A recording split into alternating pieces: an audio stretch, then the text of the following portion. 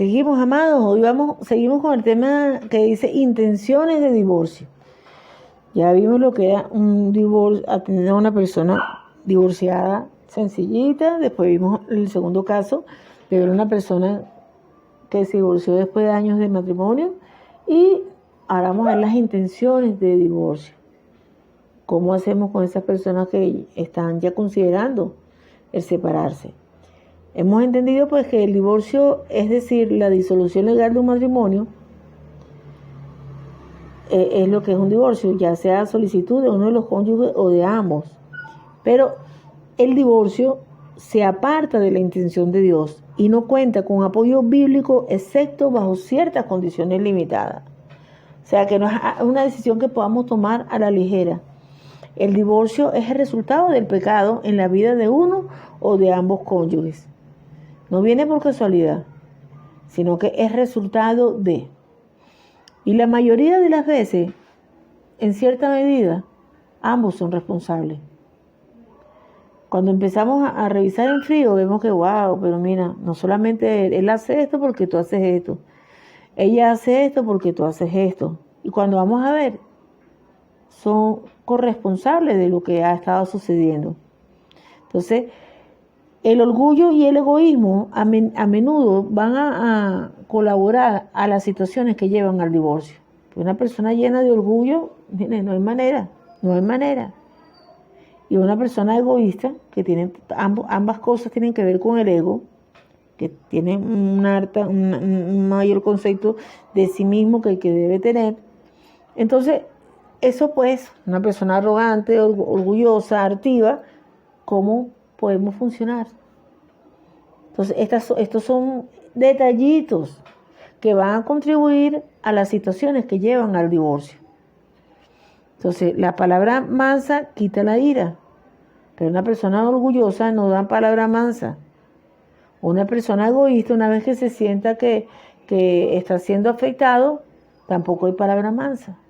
Pero la palabra dice que la palabra mansa calma la ira.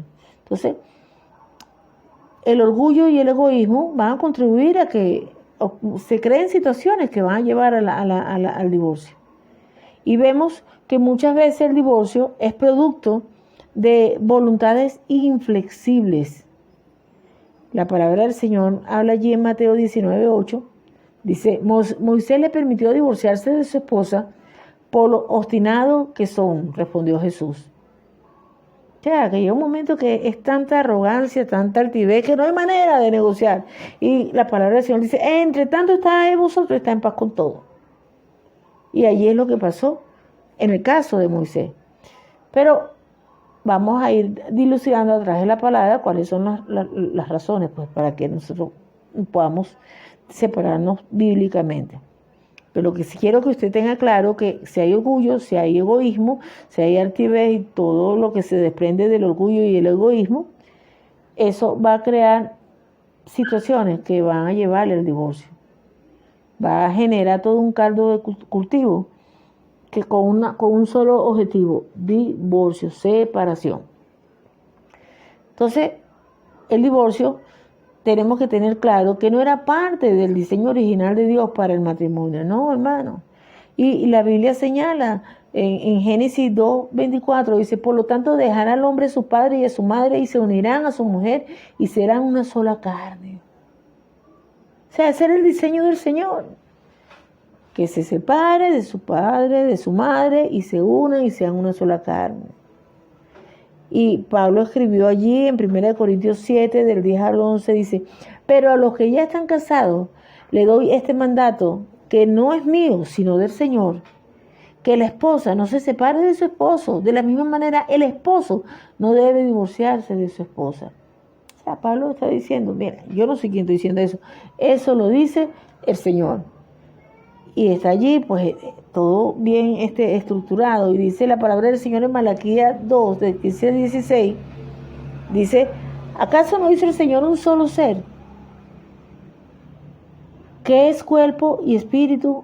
Así que cuídense ustedes en su propio espíritu, y no traicionen a la esposa de su juventud. Yo aborrezco el divorcio, dice el Señor, Dios de Israel. La Biblia nos lo está diciendo. que el Señor no está de acuerdo con el divorcio. Y nos dice, mira, no traiciones a la esposa de tu juventud. Entonces, ¿cuáles son las situaciones en las que podría permitirse el divorcio en medio de los tiempos que estamos viviendo? ¿Qué dice la palabra? Usted dice, bueno, hay muchas razones, pastora, para uno divorciarse hoy, pero la Biblia es la que es nuestra referencia, nuestro punto de referencia. ¿Qué dice el Señor? ¿Qué dice Dios? Mire lo que dice la palabra del Señor en Mateo 19:9.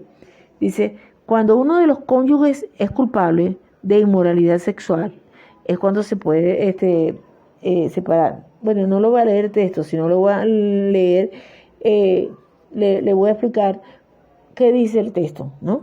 Entonces me dice que cuando uno de los cónyuges es culpable de inmoralidad sexual, tal como el adulterio, como la homosexualidad, y no tiene intenciones de arrepentirse, buscar el perdón de Dios y vivir con fidelidad a su cónyuge, hay que separarse. Porque ¿cómo puede ocurrir la restauración de una relación con una persona que quiere ser constantemente, estar fornicando, está adulterando y no hay ningún compromiso ni intención de cambio? No. La restauración va a venir solamente cuando hay una transformación, cuando corregimos, cuando empezamos a edificar las cosas nuevas. Entonces hay oportunidades que se abren delante de nosotros.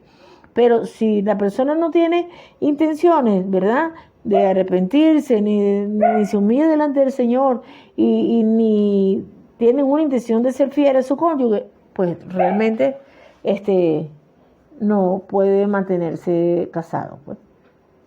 Son situaciones que el Señor permite, en las que el Señor permite el divorcio. Lo otro lo vemos allí en 1 Corintios, que es cuando un cónyuge abandona al otro, especialmente cuando un cónyuge no creyente abandona a un cristiano. O sea, entre tanto está de nosotros es estar en paz con todo, pero si mi cónyuge no creyente decide dejarme, simple y llanamente, bueno, ok, me dejó, me aborreció, bueno, ya, nos separamos y a paz nos llamó el Señor. Sin embargo, el hecho de tener un cónyuge que no es cristiano, eso no quiere decir que automáticamente tengo fundamentos para el divorcio. No, porque la palabra del Señor allí en 1 Corintios, del 7 al 12 al 16, capítulo 7, versículos 12 al 16, y usted lo lee después con más tiempo, nos dice que si se trata de, si no es cristiano, pero insiste en estar con nosotros, bueno, que nosotros sigamos con él porque lo podemos ganar por el Señor. O sea, que usted tenga un cónyuge que no es cristiano no es razón para que usted divorciarse. Por el contrario, se nos anima a vivir en paz con ese cónyuge que no es cristiano y con el objetivo, con la meta de ganarlo para la fe en Cristo. Entonces, si la persona se ha divorciado, si el caso es que la persona se ha divorciado y vuelve a casarse, la persona debe tratar que su segundo matrimonio funcione, porque entonces el problema no es de las personas, el problema es suyo y tiene que ver qué es lo que está pasando. Y pensar en que, bueno, no, yo es que me equivoqué, voy a dejar este segundo esposo y me devuelvo para el primero, eso es un grave error. Porque dos errores nunca constituyen un acierto. O sea, pensar que, bueno, lo intenté con esto, ahora me devuelvo para allá. No. Eso es un error. O sea, si ya usted está en su segundo matrimonio, ahora usted debe luchar por ese segundo matrimonio y no debe repetir la historia. No puede repetir lo que repitió, lo que ocurrió en el primer matrimonio. Y eso es lo que usted debe hacerle saber a cada una de estas personas, a esa persona que está al lado suyo, que tiene esa intención de divorcio. Usted tiene que hacerle ver eso. Tiene que hacerle entender, no, mira, el hecho de que tú estés pasando todo esto, nos vamos a ver qué dice el Señor. Y vamos a ver cómo se puede arreglar esto. Y es tu segundo matrimonio, bueno, vamos a corregir, no repitamos historia. Entonces, cuando tenemos esas intenciones de divorcio, debemos tener en cuenta el costo del divorcio. Primer punto, es que el divorcio es desagradable a Dios. Y lo veíamos ahí en Malaquías. Y, o sea, en Malaquías la palabra nos dice que, se lo voy a leer de nuevo, ¿acaso no hizo el Señor un solo ser, que es cuerpo y espíritu? Así que cuídense ustedes en su propio espíritu y no traicionen a la esposa de su juventud. Yo aborrezco el divorcio, dice el Dios de Israel. O sea, el primer costo es que no entramos en problemas con el Señor, porque el divorcio es desagradable a Dios. Él aborrece el divorcio. Lo segundo que usted debe considerar, ¿verdad?, cuando estaba hablando del costo del divorcio, es que si eso va a alterar la continuidad de la vida, si va a afectar de forma negativa a otras personas, los hijos, los padres, las familias extensivas. Usted tiene que llevar a esa persona a entender cuál es el costo de sus decisiones. El tercer costo es que usted tiene que darle a pensar, ¿eso va a resolver algún problema? ¿O creará nuevos problemas?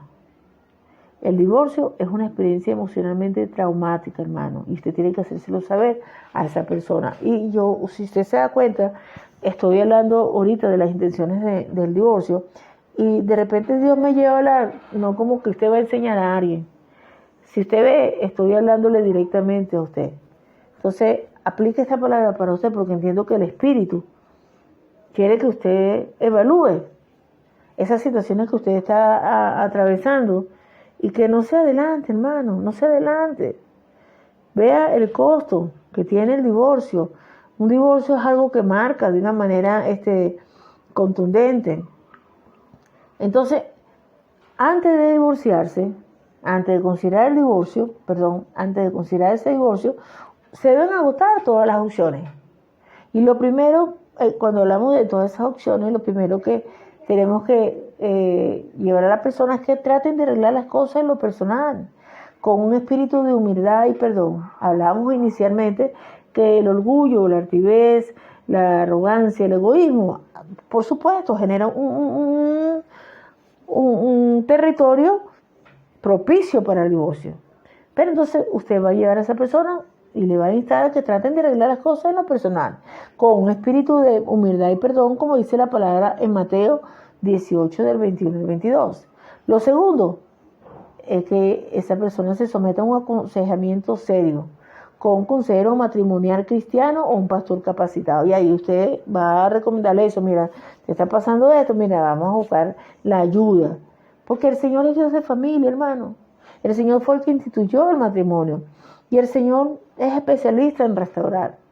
Entonces, usted a ese nivel, pues bueno, tienes que buscar un pastor, un psicólogo, una persona que te pueda ayudar, que esté capacitada, un consejero matrimonial que te pueda ayudar. Lo tercero, de ser necesario, es considerar la posibilidad de que esas personas pasen un tiempo separado mientras buscan una solución redentora. Bueno, yo creo que lo mejor es que se separen un tiempo y vamos a ver qué pasa, y que alguien va a buscar la presencia del Señor, y el Señor les va a ayudar a que ustedes tengan más claridad en sus pensamientos. Es muy importante considerar esa posibilidad de pasar ese tiempo separado. Pero hay un punto bien importante que quiero que tengan claro, que cuando se trata de abuso físico, psicológico, de homosexualidad, de ebriedad, de droga, mire, por lo general lo más aconsejable es una separación, porque allí la vida de la persona, del cónyuge, está siendo expuesta igualmente que de la familia. Entonces ahí la idea no es restaurar, sino hay un encuentro con el Señor, ni hay cambios genuinos, mire, lo mejor es separarse porque la vida de la persona corre riesgo. ¿Cuáles son las estrategias para el aconsejamiento? Primero, demuestre una actitud atenta y llena de amor. Dele a esa persona seguridad, diciéndole que está dispuesto a ayudarle a buscar una solución. Y dígale que quiere ser su amigo y aconsejarla en todo lo que pueda ayudar. O sea, tenga esa actitud dispuesta a oírle, porque esa persona está en confusión. Segundo, escuche con atención. Permita que la persona le explique los hechos y ventile bien sus sentimientos hasta que usted haya aceptado la situación. Déjelo que hable con libertad y preste usted atención en lo que esté hablando. Lo tercero, no juzgue, hermano. No tome partido ni por uno ni por el otro. Su meta será presentar un punto de vista bíblico y desafiar a la persona a tomar una decisión, sabiendo que tendrá que vivir con esa decisión toda la vida. Entonces usted necesita ser objetivo, no puede parcializarse. Recuerde el ejemplo de Jesús. Él trató con cariño a la mujer que estaba junto al pozo, como lo dice ahí en Juan 4, 9, 42. Y aunque él sabía que ella había tenido 5 esposos y ahora vivía con un hombre que no era su esposo, él se reveló como Salvador y le ofreció agua viva. Entonces no juzguemos, hermano, sino llevémoslos al punto bíblico, que dice el Señor, y desafiemos a esa persona a tomar esa decisión. Lo cuarto que debe hacer es explicarle a la persona que recibir la ayuda de Dios implica entregarle la vida de Cristo, porque a veces la persona quiere recibir la ayuda de Dios, pero no quiere ser transformado. Entonces, no, tienes que llevar a esa persona a explicarle que para recibir la ayuda de Dios debe entregarle su vida a Cristo, cueste lo que le cueste.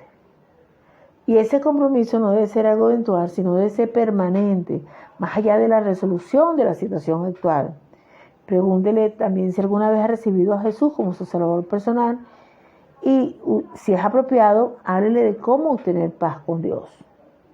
Lo quinto que usted tiene que hacer, después de recibir a Cristo,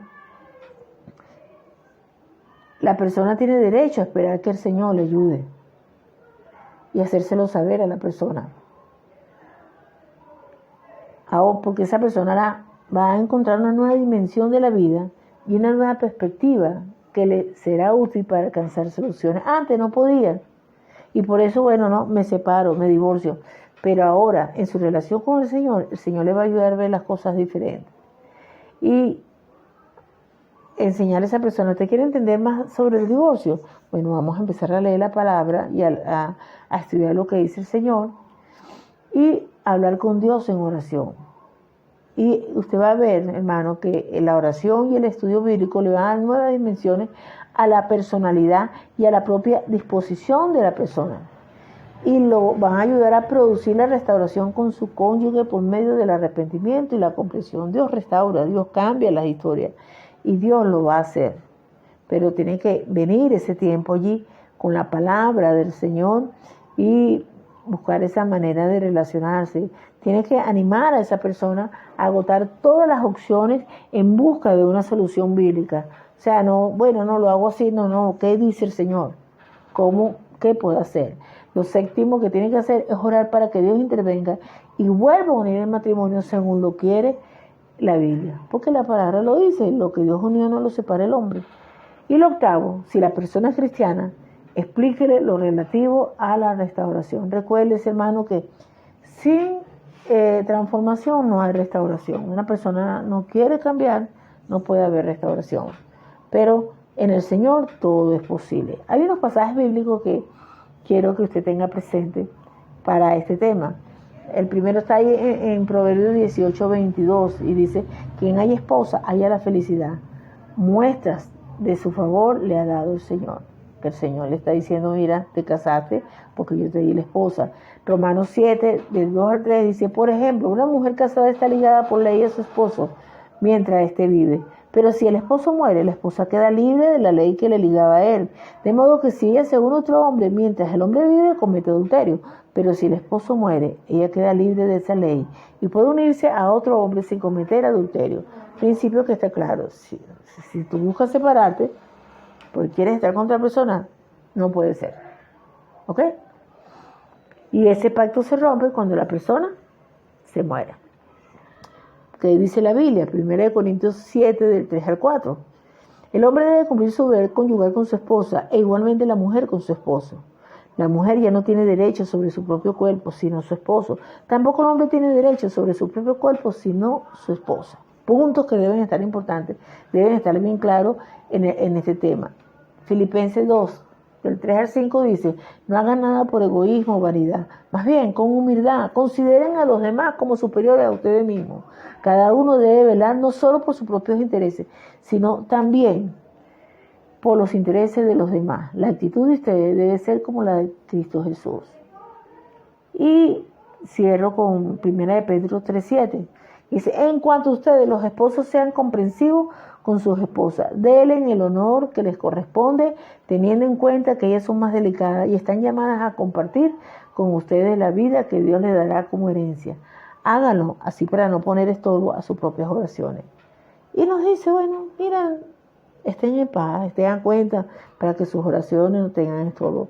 Dios les bendiga, hermano, Dios les guarde, que Dios use su vida de una manera contundente, principalmente para su propia familia y para su entorno. Para la gloria del Señor, Dios cambia las historias y Dios sigue cambiando.